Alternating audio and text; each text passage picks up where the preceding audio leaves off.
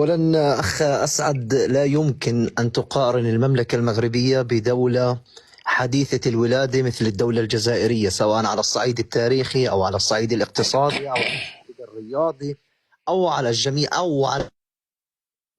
أو على الصعيد العسكري أو على أي صعيد أنت اخترته. لا مجال للمقارنة، والمعروف لا يعرف مثل المملكة المغربية الشريفة. ثانيا، البروتوكول ممكن كفلسطيني متتبع لما يحدث في شمال افريقيا، شتان بين استقبال الرئيس الفرنسي في ارض الجزائر وشتان باستقبال الشعب المغربي لماكرون. الشعب المغربي لو رايتم جميعكم كيف يهتف لجلاله الملك، عكس الشعب الجزائري اللي يقول بالحرف الواحد وامام الكاميرات وامام الملأ الله. يقول فيزا فيزا ماكرون. وكأن حلم الشعب الجزائري الذي تحرر هو أكثر حلمه أن يعيش في دولة تسمى فرنسا التي قرأنا عبر التاريخ